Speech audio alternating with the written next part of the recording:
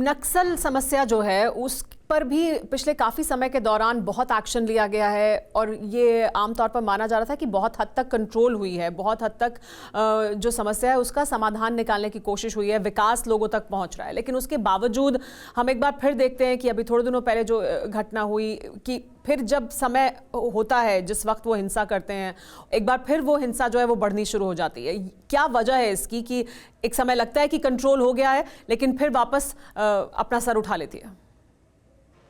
देखिए, इसके संगठन में तो बहुत कमजोरी आई है, इसको कोई इनकार नहीं कर सकता। दूसरा जो हमारी नीति है विश्वास, विकास और सुरक्षा, तो विश्वास जीतने का काम हम लोगों ने किया। पिछले समय ये होता था कि आदिवासी को ही नक्सली मान के ये सरकार, पिछली सरकारें व्यवहार करती थी और जो कैंपों में रह रहे जो सीआरपीएफ के जवान बाहर से आते थे, कैंप से बाहर निकलते नहीं थे, तो वो लोग भी कैंप से जैसे बाहर निकले तो जो भी आदमी दिखे तो उसको नक्सली की नजर से देखते थे। तो इसमें हम लोगों ने परिवर्तन किया कि उनके साथ घुले मिले, उनके उनके पास डॉक्टर हैं तो इलाज भी कर दें, पढ़े लिखे हैं तो वहाँ के बच्चों को पढ़ाई करा दें, वहीं पर सारी सुविधाएं कर दें, बाजार लगा दें, हॉस्पिटल खोल दें, पीडीएस शॉप खोलें, तो सारी चीजें उस कैंप के आसपास करना शुरू किए।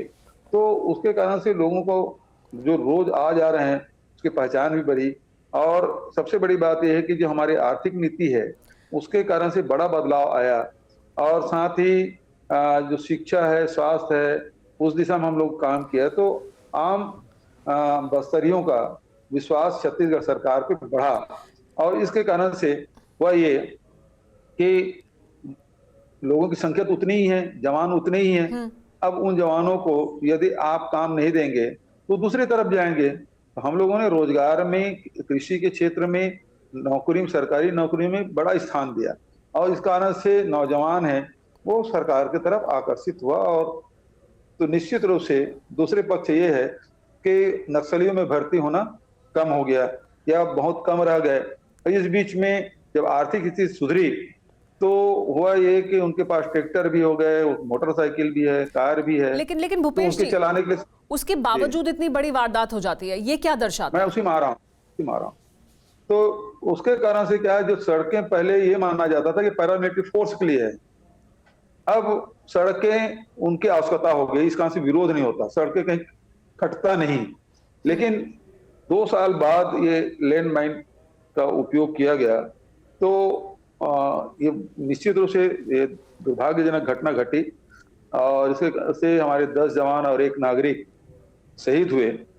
इसका निश्चित रूप से मुझे दुख है, लेकिन ये भी कहना चाहूंगा कि इससे हमारे नौजवानों के हौसलों में कोई कमी नहीं आई, बल्कि देखिए ये जो घटना घटी है और भौगोलिक दृष्टि से देखेंगे, दंतेवाड़ा के जवान जाके 65 किलोमीटर दूर जाके वो ऑपरेशन किए। ऑपरेशन में एक नक्सली घायल हुआ और 1 नक्सली पकड़े गए, उसको लेकर वापस आ रहे थे तभी दुर्घटना घटी है।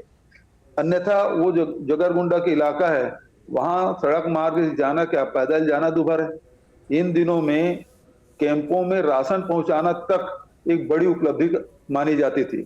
आज आराम से वहां तक के गाड़ी से आ जा पा रहे हैं। बहुत शुक्रिया भूपेश बघेल जी, TV9 भारतवर्ष से बात करने के लिए और सभी सवालों का जवाब देने के लिए।